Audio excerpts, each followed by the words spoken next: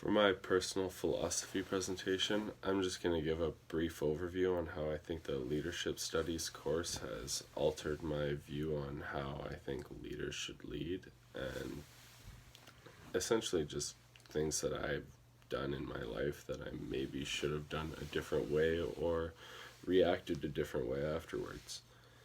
Um, this course has really opened up my mind on the different types of leadership, the different circumstances when it can be useful to lead in a more strict or harsh way compared to a more empathetic way.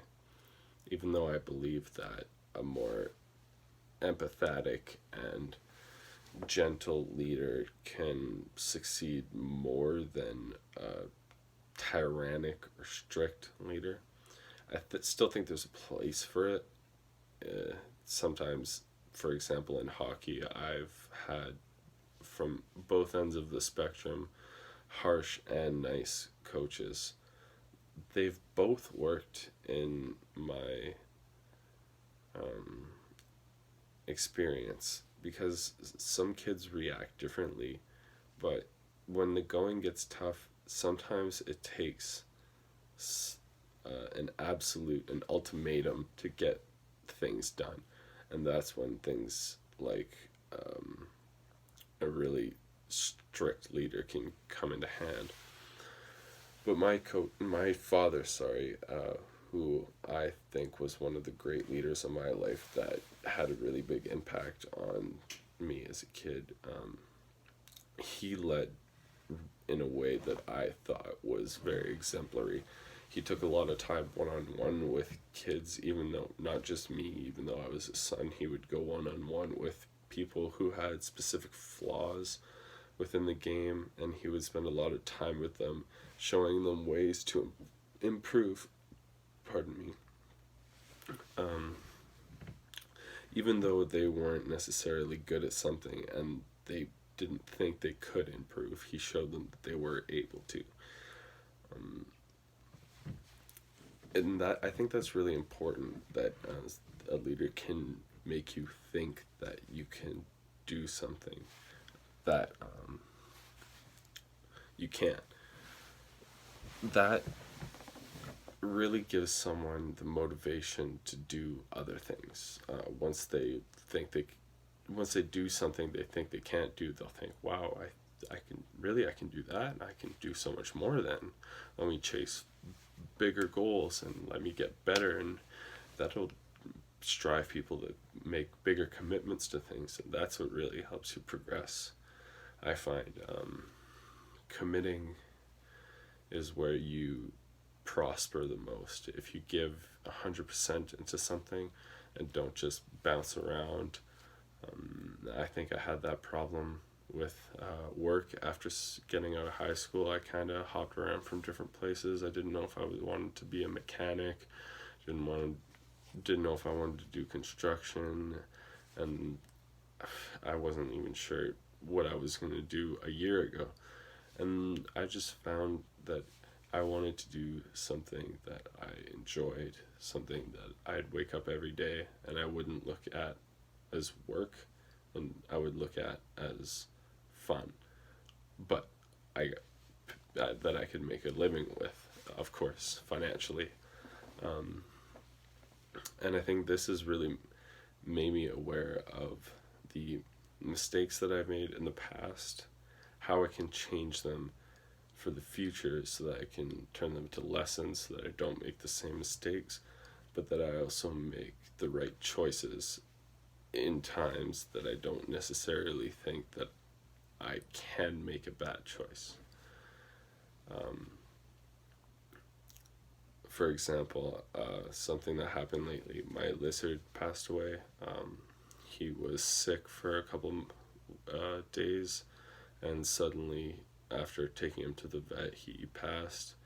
And that just made me realize that since I've started going to school, I've been working full time, and I also ref hockey on the side, and balancing the gym and my social life with all of that. I kind of lacked commitment within places in my life because I was so focused on school and not messing that up, that I didn't really take care of my responsibilities as well as I should, and I ended up paying the price, which was a really hard time. But I learned from those lessons, and I learned from those mistakes, and the lesson from that, I think, is that I just need to realize my responsibilities now, not because a pet owner is not one of them anymore. Now, as a son and as a student, as a coworker, and as a friend to others, that I have to play my part.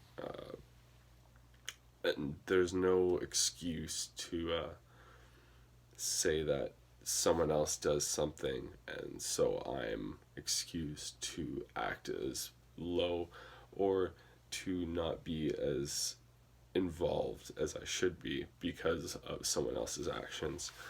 I think that leaders now, I realize, go out of their way to create change in their lives, to better their friends, everyone around them's lives. I think they encourage others to do things that they didn't think were possible, like my father did with his students, the kids on my hockey team, and me. I think leaders have to do with their everyone around them. It doesn't matter if it's at work or if it's within the family. They have to push them and give them the motivation to do things that no one else thinks they can do, or maybe just to give them a little bit more insight on why it would be more beneficial, or just talk about things, to ask their opinion on why they might not have been doing things, to give them someone to talk to, just to question why they could make change, really engage their mind, to getting them to constantly improve. Because as people, we don't want to be happy. We want to be content with where we are, but we don't want to be fully happy. I think we constantly want to be changing our goals, striving for something better, always progressing every day. This leadership studies has really taught me that reading every day really engages the mind. Teaching you something every day really makes you think new perspectives, and gives you a broader view of life. And yeah, that's a brief overview of what I think this course has taught me. Thank you.